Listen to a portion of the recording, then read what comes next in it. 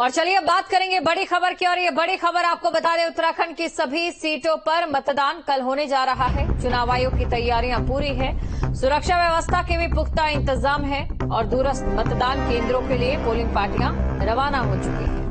ये बड़ी खबर आपको हम बता रहे हैं। देखिए, उत्तराखंड में 5 लोकसभा सीटें हैं और इन 5 लोकसभा सीटों पर कल मतदान होने जा रहा है। ऐसे में काफी खास कल का दिन रहने वाला है, क्योंकि कल जनता जनार्दन ही सरकार होगी और ये सरकार अब किसको अगली सरकार की जिम्मेदारी सौंपती है, ये 4 जून को साफ हो जाएगा। ये बड़ी खबर आपको बता रहे हैं। दूरस्थ मतदान केंद्रों के लिए पोलिंग पार्टियां रवाना हो चुके हैं। उत्तराखंड की सभी सीटों पर मतदान कल है। चुनाव आयोग की तैयारियां पूरी हैं। और खबर पर अधिक जानकारी के साथ महावीर नेगी हरिद्वार से इस समय लाइव हमारे साथ जुड़ चुके हैं। महावीर, किस तरीके से तैयारियां और किस तरीके से मतदाताओं में उत्साह?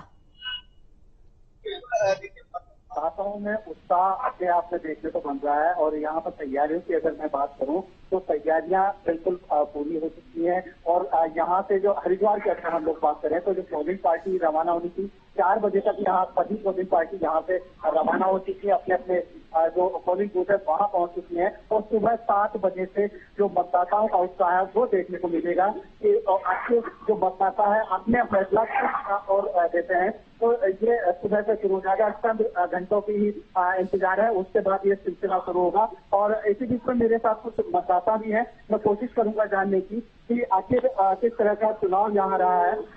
अगर आप जाने तो इस तरह से प्रत्याशी आपको दिखे तो क्या लग रहा है कि टक्कर किसके बीच होगी?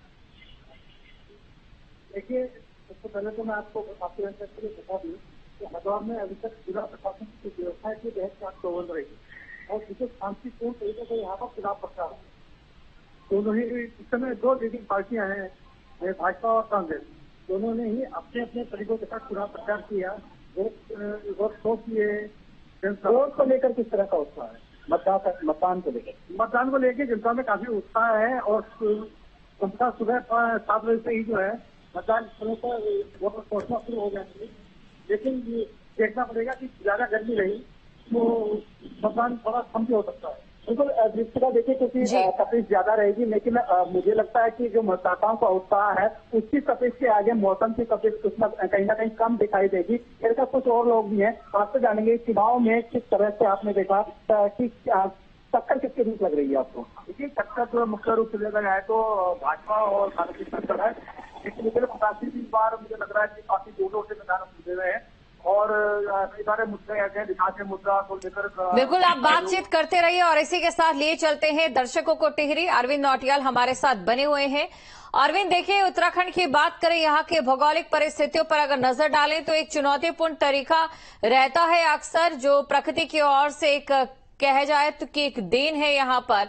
अब ऐसे में पोलिंग पार्टियों की भी परीक्षा होती है, क्या कुछ देखने को मिल रहा है? पोलिंग पार्टियां रवाना हो चुकी हैं, किस तरीके से तैयारियां हैं?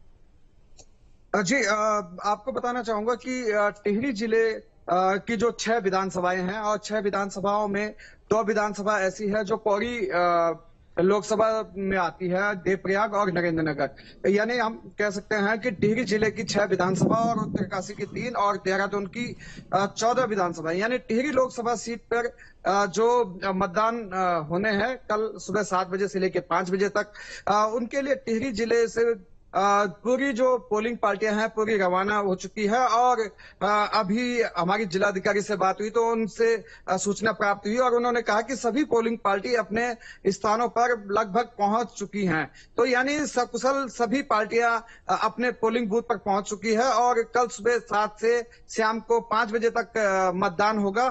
और जिला प्रशासन ने वेटिंग पर भी रिजर्व जो पोलिंग पार्टियां हैं वो भी रखी हुई है, ताकि कहीं पर कोई समस्या या दिक्कत आती है तो वहां पर जो एक्स्ट्रा जो पोलिंग पार्टियां हैं जो रिजर्व में रखी गई है उनको वहां पर भेज सके और मतदान शांतिपूर्वक हो सके। साथ ही जिला अधिकारी ने ये भी बताया है कि कहीं पर अगर कोई दिक्कत है तो वो सीधे मेरे से मोबाइल पर संपर्क कर सकते हैं और जिससे कि तत्काल जो समस्या है उसका समाधान हो सके। और साथ ही आपको ये भी बता दूं कि जो टिहरी जिले का जो नरेंद्रनगर विधानसभा है जो पौड़ी लोकसभा में आती है, वहां पर सबसे दूरस्थ जो राजकीय प्राथमिक विद्यालय तलाई है जहां की सड़क से 7 किलोमीटर पैदल चलकर पोलिंग पार्टियों को वहां पर पहुंचना है, वहां के लिए भी कल 17 पार्टियां जो पोलिंग पार्टी है वो रवाना की गई और आज दिन में वो वहां पहुंच चुकी थी। साथ ही जो 948 पोलिंग पार्टी है जो आज अपने पोलिंग बूथ तक पहुंच चुके हैं। तो यानी कुल मिलाकर हम कह सकते हैं कि टिहरी जिले में अभी तक जो पोलिंग पार्टियां हैं वो शांतिपूर्वक और पहुंच चुकी हैं और ये एक टिहरी जिले के लिए भी एक अहम ये बात होगी कि शांतिपूर्वक जो पोलिंग पार्टियां हैं वो पहुंच गई है।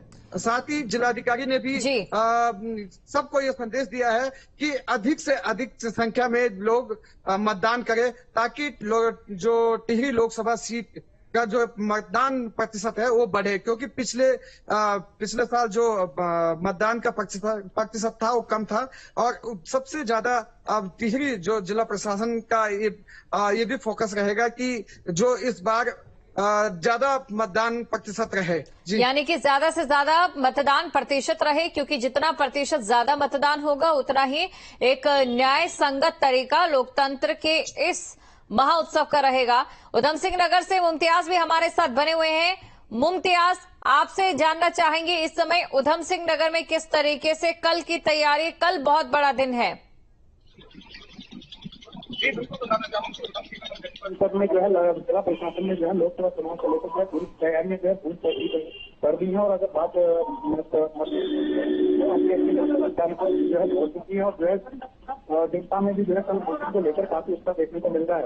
इसी तरह में हमारे साथ कुछ लोग भी यहाँ मौजूद है कि उनके जानना है कि जो कल मतदान है वो किस तरह से आप देखते हैं। अभी भी कल मतदान भी है, अब उसको किस तरह से देखते हैं?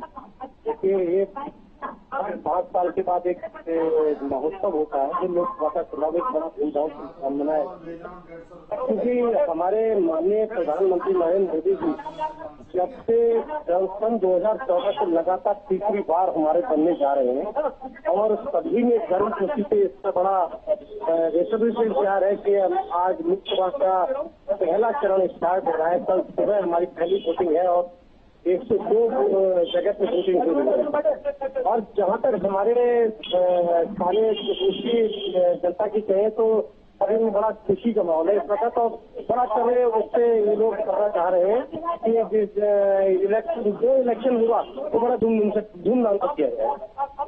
नैनीताल अगर लोकसभा की बात की जाए तो नैनीताल लोकसभा जो है सीट जो है 1991 में काफी चर्चित रही थी, जिस समय जो है रामलला की एक लहर चल रही थी।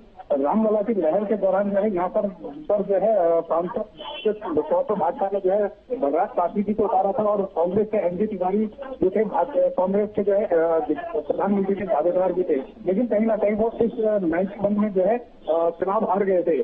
और अगर बात की जाए तो इसमें टोटल जो है लगभग जनता क्या है वो 30 लाख के करीब है और नैनीताल और उधम सिंह नगर की वोटिंग जो है वो 23 लाख के करीब वोटर बताए जा रहे हैं। लेकिन अगर वोटरों की अगर रुझान की बात की जाए तो वोटर करीब में जो पूरी तरीके से साइलेंट है, लेकिन अभी कुछ भी कहना बिल्कुल। और दिग्विजय भी हमारे साथ अल्मोड़ा से इस समय जुड़ चुके हैं।